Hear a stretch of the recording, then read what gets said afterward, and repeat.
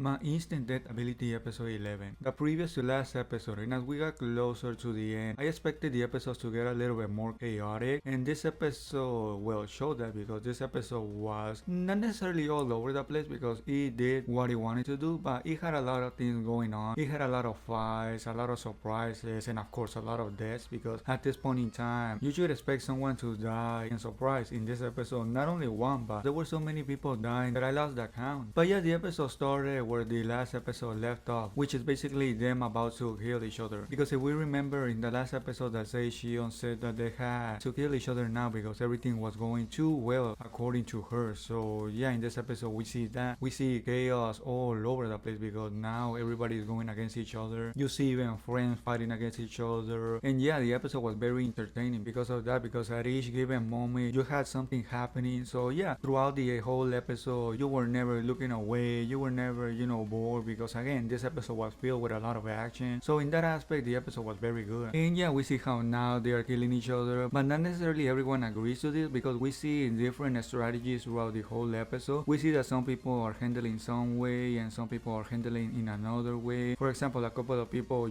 are banding together to survive or to have a better chance to killing the sage. Some people are going solo. So yeah, like I said, you have different strategies going on throughout the whole episode, which make it a little bit more interesting. And we actually saw something very unique, peculiar at the beginning of the episode, which was the guy trying to kill the Sage Sion. I think that was the episode trying to make a comparison to Takatou, or not necessarily a comparison, but a false comparison. It was the episode basically trying to fool us into thinking that maybe that is what is going to happen if Takatou tries the same thing, but I don't think it is going to be exactly like that. I think it is going to be completely different if I'm being honest. If you ask me now what will happen between Takatou and the Sage Sion, if Takatou will be able to kill her, if Takatou will be able to survive or something like that, I will respond you with, yeah, he will probably kill her. Or not even probably, he will kill her. At least that is what I think it is going to happen. Maybe the last episode will not end like that. Maybe it will end in a cliffhanger because there's going to be a second season or something like that. But yeah, if you ask me right now, I think that, yeah, Takatou is going to kill her. So like I said, the thing that happened at the beginning of the episode was in a way a false comparison, or the episode trying to fool us into thinking that is what is going to happen with Takatou also. But again, I don't think that is going to happen. We saw the guy,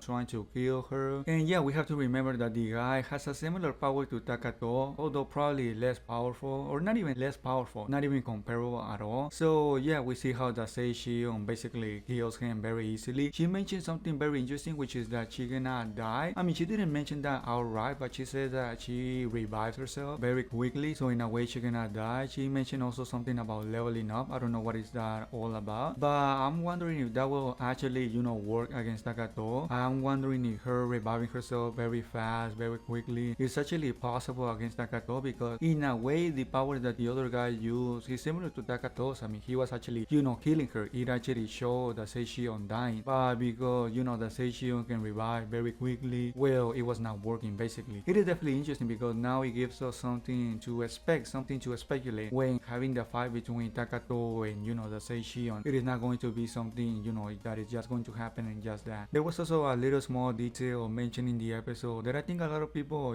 maybe not put that much attention into it, and that is that Takatou and Nora don't have a system tracking them, and because of this, they are not participants in this slaughterhouse, in this killing each other that is happening right now. So yeah, they don't have this system. I suppose Chinosaki Ayaka doesn't have it either. And to add to that, it was also mentioned that this system that the other classmates have is apparently somewhat guiding them, is apparently somewhat an influence in them. So yeah, because of that, they are apparently killing each other. It is not like they decided to do it out of nowhere. Although you can also make the case that why does it have a stronger effect in some, students and not in some others? Because as we saw at the beginning, there were some people that didn't want to kill each other, and then there were also others that, were going buck wild. So yeah, what was that all about? But at least there's a reason, a small reason. Some people may think that, it is not necessarily well thought, but at least there's an explanation on why they are killing each other, on why they suddenly, go from being friends to suddenly starting killing each other. So yeah, at the end of the episode we saw a huge flash. I think that huge flash was because of the Gongro that basically exploded herself. She sort of,